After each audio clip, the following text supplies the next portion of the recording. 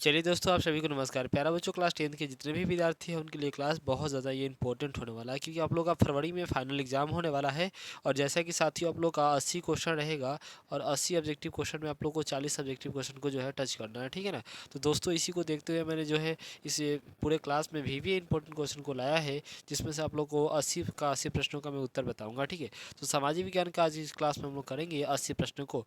जो भी छात्र 2025 में एग्जाम देने वाले हैं मैट्रिक के छात्र, उनके लिए क्लास बहुत ज़्यादा इंपॉर्टेंट है। प्यारे बच्चों, इसका पीडीएफ के लिए आप जो है हमारे साथ टेलीग्राम पर भी जुड़ सकते हैं। आपको डिस्क्रिप्शन बॉक्स में सब चीज़ का लिंक मिल जाएगा, ठीक है। टेलीग्राम का, व्हाट्सअप का और व्हाट्सअप ग्रुप का भी मिल जाएगा, ठीक है। और मेरा खुद का नंबर भी मिल जाएगा, वहाँ पर भी आप मैसेज कीजिएगा तो आपको इस क्लास का जो है पीडीएफ आपको मिल जाएगा, ठीक है। तो बच्चों, स्टार्ट करते हैं। दोस्तों के पास अपने शेयर अवश्य कर दीजिएगा। सबसे पहला नंबर क्वेश्चन यहाँ देखिए।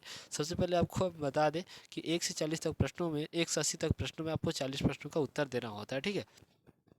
प्रत्येक प्रश्न के लिए 1 नंबर होते हैं, अर्थात 40 नंबर यहाँ से आपको मिलने वाले हैं, ठीक है। तो सबसे पहला क्वेश्चन है, सबसे पहला प्रश्न आपका यह है कि बाजार का स्वरूप विश्व व्यापारी किस क्रांति के बाद हुआ था। तो इस प्रश्न का सही जो आंसर होगा ऑप्शन नंबर ए होगा, यानी कि औद्योगिक क्रांति का हुआ था, ठीक है दोस्तों। चलिए, आप लोग जो है आंसर जो है पहले ही बताते रहेंगे, ठीक है ना। अगला क्वेश्चन देखिए, अगला प्रश्न कि कागज का आविष्कार किस देश में हुआ था। प्यारे बच्चों, याद रखिए कि कागज का आविष्कार जो है ना, वो याद रखिए ये चीन में हुआ था, ठीक है ना। ऑप्शन नंबर ए हो जाएगा। अगला अगला क्वेश्चन देखिए, अगला प्रश्न है साथियों, अगला क्वेश्चन आपका तीसरा नंबर क्वेश्चन है कि नेपोलियन संहिता किस वर्ष लागू की गई। तो नेपोलियन जो संहिता थी वो लागू जो हुआ था दोस्तों, याद रखिएगा 1804 में किया गया था, ठीक है। 1804 में था। डी आंसर आपका सही हो जाएगा दोस्तों, ठीक है।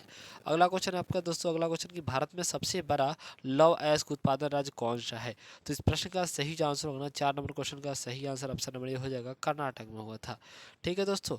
अगला क्वेश्चन देखिए, अगला क्वेश्चन आपका है 5 नंबर की कपास उत्पादन के लिए उपयुक्त मिट्टी कौन सी है।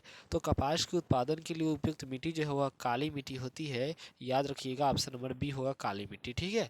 अगला क्वेश्चन आपका है क्वेश्चन नंबर 6 कि बॉक्साइट का उपयोग किस उद्योग में होता है। दोस्तों, बॉक्साइट का उपयोग जो है वो किस उद्योग में होता है, तो याद रखिएगा ये होता है एल्युमिनियम में, ठीक है ना। ये एल्युमिनियम में होता है।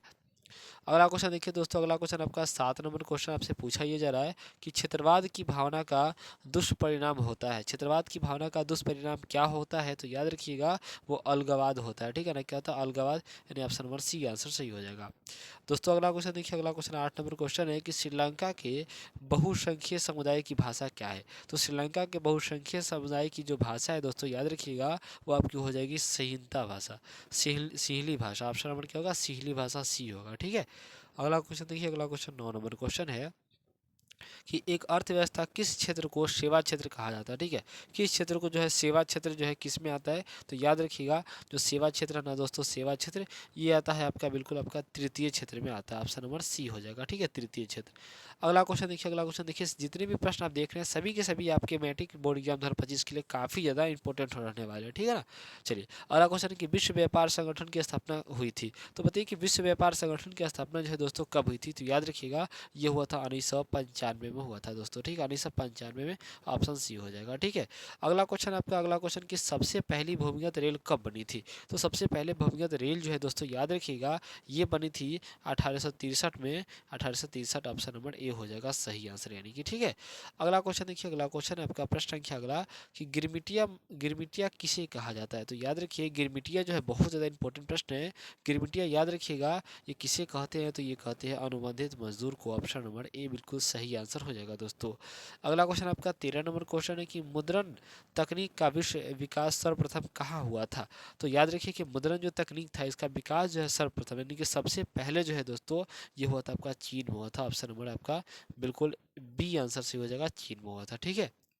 अगला क्वेश्चन आपका देखिए क्वेश्चन नंबर 14 कि अल हिलाल का संपादन डैश डैश में ने किया था। तो बताइए कि अल हिलाल जो थे, अल हिलाल इनका संपादन जो है वो किसने किया था, ये प्रश्न आपसे पूछा गया है। तो याद रखिएगा मौलाना आज़ाद ने किया था। ऑप्शन नंबर ए हो जाएगा मौलाना आज़ाद, यानी ऑप्शन नंबर ए बिल्कुल सही आंसर हो जाएगा दोस्तों, ठीक है। अगला क्वेश्चन देखिएगा, अगला क्वेश्चन आपका 15 नंबर क्वेश्चन, प्रश्न संख्या 15 है कि इटली के एकीकरण में निम्न में किसका संबंध नहीं है। बहुत ज़्यादा इंपॉर्टेंट प्रश्न ये कि इटली के एकीकरण में निम्न में से किसका संबंध नहीं है। तो याद रखिएगा ये आपका ऑप्शन नंबर ए हो जाएगा, बिस्मार्क का संबंध जो है वो नहीं था, ठीक है।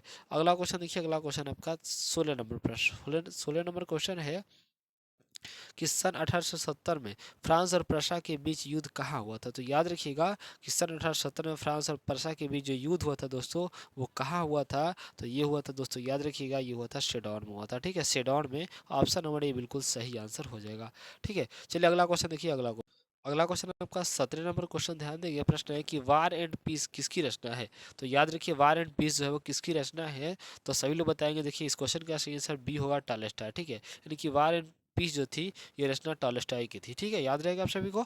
चलिए अगला क्वेश्चन, सभी के सभी क्वेश्चन को आपको रट जाना है। ठीक है, इसका पीडीएफ आपको डिस्क्रिप्शन बॉक्स में मिल जाएगा, व्हाट्सएप पे आपको कर दीजिएगा, या टेलीग्राम में भी जुड़िएगा, तो वहाँ पे आपको हम जो है पिन कर देंगे इस पीडीएफ को। ठीक है ना दोस्तों।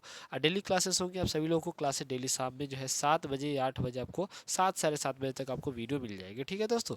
चलिए अगला क्वेश्चन देखिए। अगला क्वेश्चन है कि वियतनाम में टोकिन फ्री स्कूल की स्थापना कब हुई थी? तो याद रखिएगा कि वियतनाम में जो है टोकिन फ्री स्कूल की जो स्थापना हुई थी, वो कब हुई थी? तो ये हुआ था, याद रखना, ये 1907 ईस्वी में हुआ था दोस्तों। ऑप्शन नंबर ए बिल्कुल सही आंसर हो जाएगा। ठीक है, अगला क्वेश्चन देखिए। अगला क्वेश्चन कि रंपा विद्रोह कब हुआ था? याद रखिए कि रंपा विद्रोह जो हुआ था, ये बहुत ज़्यादा इंपॉर्टेंट प्रश्न है कि रंपा विद्रोह कब हुआ था। तो याद रखिएगा, रंपा विद्रोह 1916 ईस्वी में हुआ था। ऑप्शन नंबर ए सही, यानी कि रंपा विद्रोह 1916 में हुआ था। ठीक है, अगला क्वेश्चन देखिए। अगला क्वेश्चन 20 कि जमशेदजी टाटा ने Tata iron and steel company की स्थापना कब की थी?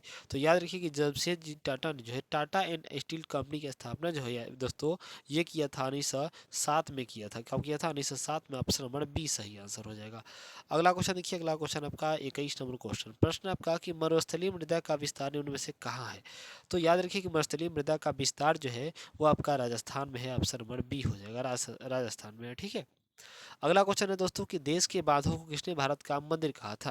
तो याद रखिए कि देश के बांधों को भारत का मंदिर जो है वो कहे थे आपका, बिल्कुल आपका हो जाएगा, यानी कि पंडित नेहरू ने कहा था। Option number D four Devsena हो जाएगा दोस्तों। ठीक है, अगला क्वेश्चन देखिए। अगला क्वेश्चन आपका 23 नंबर कि इनमें से कौन सा ऐसा जीव है जो केवल भारत में ही पाया जाता है? बताइए, इनमें से कौन सा ऐसा जीव है जो केवल भारत में ही पाया जाता है? तो याद रखिए, घड़ियाल जो है ना दोस्तों, घड़ियाल, ये केवल भारत में ही पाया जाता है। ठीक है, याद रहेगा। चलिए अगला क्वेश्चन देखिए। अगला क्वेश्चन देखेंगे तो साथियों, अगला क्वेश्चन 24 नंबर क्वेश्चन आपका है कि यूरेनियम का प्रमुख उत्पादन स्थल है। बहुत ज़्यादा इंपॉर्टेंट प्रश्न है कि बताइए कि यूरेनियम का प्रमुख उत्पादन स्थल जो है दोस्तों, वो क्या होता है? तो याद रखिए, इस क्वेश्चन का सही आंसर डी हो जाएगा, जादूगोरा। ठीक है, ऑप्शन नंबर डी, यानी कि जादूगोरा हो जाएगा दोस्तों। ठीक है, वीडियो आप लोग क्लास अच्छा लगा तो क्लास अच्छा लग रहा है ना, तो वीडियो को लाइक कर दीजिए, क्लास को लाइक करके अपने दोस्तों के पास शेयर अवश्य ही कर दीजिएगा। ठीक है, चलिए प्रश्न आप देखिए। क्वेश्चन अगला है, देखिए समझते हैं। 25 नंबर की किस फसल को उजला सोना कहा जाता है? बताइए, किस फसल को उजला सोना कहा जाता है? तो याद रखिएगा, कपास को उजला सोना कहा जाता है। ऑप्शन नंबर बी सही आंसर हो जाएगा। ठीक है दोस्तों, अगला क्वेश्चन देखिए साथी। अगला क्वेश्चन आपका 26 नंबर क्वेश्चन, प्रश्न है कि संसार के चावल उत्पादन देशों में भारत का स्थान कौन सा है? संसार में जो है चावल उत्पादन में भारत का स्थान किस स्थान पर है, भारत देश का? तो आपको बताना है इस प्रश्न का सही जो आंसर, याद रखिएगा, ये आपका दूसरा स्थान पर दोस्तों हम लोग हैं, यानी कि दूसरे स्थान पर। ठीक है, क्वेश्चन नंबर 27 है कि भारत में वर्तमान रेल मंडों की संख्या कितनी है? बताइए, भारत में जो है वर्तमान में रेल मंडों की संख्या कितनी है? तो याद रखिएगा, रेल मंडों की संख्या 16 है दोस्तों। ऑप्शन नंबर बी हो जाएगा सही आंसर। अगला क्वेश्चन देखिए। अगला क्वेश्चन आपका क्वेश्चन संख्या 28 कि भारत के किन शहरों में मेट्रो रेल सेवा उपलब्ध है? बताइए कि भारत के किन शहरों में जो है मेट्रो रेल समझ रहे हैं ना? चलिए, मेट्रो रेल जो है किस किस जो है शहर में उपलब्ध है अभी की डेट में? तो याद रखिएगा, कोलकाता और दिल्ली में। ऑप्शन नंबर ए बिल्कुल सही आंसर दोस्तों हो जाएगा। अगला क्वेश्चन देखिए साथियों। अगला क्वेश्चन कि भारत का राष्ट्रीय पक्षी क्या है? बताइए, भारत का राष्ट्रीय पक्षी जो है वो क्या है? और इम्पोर्टेंट प्रश्न भी है, बताइए। इस क्वेश्चन का सही आंसर सी, यानी कि म्यूट हो जाएगा, सबको याद होगा। चलिए दोस्तों, अगला क्वेश्चन देखिए। 30 नंबर क्वेश्चन, क्वेश्चन है कि सोपानी कृषि किस राज्य में प्रचलित है? बताइए कि सोपानी कृषि किस राज्य में प्रचलित है दोस्तों? तो याद रखिए, इस क्वेश्चन का सही जो आंसर होगा दोस्तों, बिल्कुल आपका बी हो जाएगा, उत्तराखंड में प्रचलित है दोस्तों। कहाँ पर है? तो आपका बिल्कुल आपका उत्तराखंड हो जाएगा, बिल्कुल बी सही आंसर। ठीक है दोस्तों, अगला क्वेश्चन देखिए। अगला क्वेश्चन आपका है कि रूस की बेल्शेविक क्रांति का नेतृत्व किसने किया? बताइए कि रूस की जो है बेल्शेविक क्रांति का नेतृत्व जो है वो किसने किया था? तो याद रखिएगा, इस क्वेश्चन का सही आंसर ऑप्शन सी हो जाएगा, यानी कि लेनिन ने किया था दोस्तों। ठीक है, लेनिन ने। अगला क्वेश्चन देखिए। अगला क्वेश्चन आपका है कि सूचना के अधिकार संबंधी कानून कब बना? बताइए, सूचना का अधिकार जो है संबंध कानून जो है कब बना था? ये प्रश्न आपसे पूछा गया, तो याद रखिएगा, इस क्वेश्चन का सही आंसर 2005 में लागू बना था। ठीक है, कब? 2005 में, याद रहेगा, 2005 में बना था। ऑप्शन बी साथी हो जाएगा। ठीक है, अगला क्वेश्चन है कि निम्नलिखित में खनिजों में कोडरामा किससे संबंधित, बताइए जो कोडरामा है वो किससे संबंध रखता है, ये आपको बताना है, ठीक है ना, किससे संबंधित है कोडरामा। तो इस प्रश्न का सही आंसर याद रखिएगा, कोडरामा जो है वो अभ्रक से संबंध रखता है, ऑप्शन नंबर बी बिल्कुल सही आंसर दोस्तों हो जाएगा, ठीक है। अगला क्वेश्चन है कि निम्नलिखित में कौन राष्ट्रीय दल नहीं है, बताइए इसमें से कौन जो है, निम्नलिखित में कौन जो है ऑप्शन में से किस कौन सा ऑप्शन जो है वो राष्ट्रीय दल में नहीं आता है। तो याद रखिएगा इसमें से हो जाएगा सी, यानी कि लोक जनशक्ति पार्टी जो है वो राष्ट्रीय दल हालांकि नहीं है। तो आपका इस क्वेश्चन के हिसाब से आंसर ऑप्शन नंबर सी बिल्कुल सही हो जाएगा दोस्तों, ठीक है। अगला देखिए, अगला क्वेश्चन है कि भारत में किस तरह के लोकतांत्रिक की व्यवस्था की गई है, बताइए भारत में किस तरह के लोकतंत्र की व्यवस्था की गई है। तो याद रखिएगा ये किया गया है बिल्कुल आपका अप्रत्यक्ष, ऑप्शन नंबर क्या हो जाएगा बी, यानी कि अप्रत्यक्ष किया गया है, ठीक है ना। अगला क्वेश्चन साथियों, अगला क्वेश्चन है कि गठबंधन सरकार की पकड़ प्रशासन पर होती है, बताइए कैसी, मजबूत, ढीली, अधिक मजबूत या कठोर। तो याद रखना इस प्रश्न का सही दोस्तों, ये क्वेश्चन बहुत ज़्यादा इंपॉर्टेंट है। इस प्रश्न का सही आंसर ऑप्शन नंबर बी को जाता है, यानी कि ढीली होती है, ठीक है ना। अगला क्वेश्चन देखिए दोस्तों, अगला क्वेश्चन आपका 37 नंबर क्वेश्चन समझेंगे। प्रश्न संख्या 37 है कि गठबंधन की सरकार बनाने की संभावना किस प्रकार की दलीय व्यवस्था में होती है। तो देखिए इस प्रश्न का सही जो आंसर है, याद रखिए गठबंधन की जो सरकार बनाने की संभावना होती है वो किस प्रकार के दलीय व्यवस्था में होती है। तो इस प्रश्न का सही आंसर ऑप्शन सी हो जाएगा, यानी कि बहुदलीय व्यवस्था में, ठीक है ना। बहुदलीय व्यवस्था ऑप्शन नंबर सी बिल्कुल सही आंसर हो जाएगा। अगला क्वेश्चन देखेंगे साथियों, अगला क्वेश्चन आपका क्वेश्चन संख्या कि भारत में 1977 में हुए आम चुनाव में किस पार्टी को बहुमत मिला था, बताइए। तो जो भारत में 1977 में हुए आम चुनाव में किस पार्टी को बहुमत यानी कि जीत मिली थी, तो याद रखिएगा इस क्वेश्चन का सही आंसर बी होगा, जनता पार्टी को। किसको, जनता पार्टी को, ऑप्शन नंबर बी बिल्कुल सही आंसर दोस्तों हो जाएगा, ठीक है। अगला क्वेश्चन देखेंगे, अगला क्वेश्चन आपका साथियों, अगला क्वेश्चन आपसे पूछा गया है 39 नंबर क्वेश्चन समझते हैं कि भारतीय संविधान 8वीं अनुसूची में कितनी भाषाओं का स्थान दिया गया है। तो याद रखिए 39 का सही आंसर ऑप्शन बी हो जाएगा, 22 भाषाओं का जो है आपका स्थान दिया गया है। इस क्वेश्चन का सही आंसर ऑप्शन बी हो जाएगा दोस्त। अगला क्वेश्चन देखेंगे, अगला क्वेश्चन आपका साथी हो कि भारत उपभोक्ता संरक्षण अधिनियम की घोषणा कब हुई थी, बताइए भारत में जो है उपभोक्ता संरक्षण का अधिनियम का जो है घोषणा जो है दो साथियों कब किया गया था। तो याद रखिएगा ये किया गया था 1986 में, ऑप्शन नंबर ए बिल्कुल सही आंसर हो जाएगा दोस्तों, ठीक है।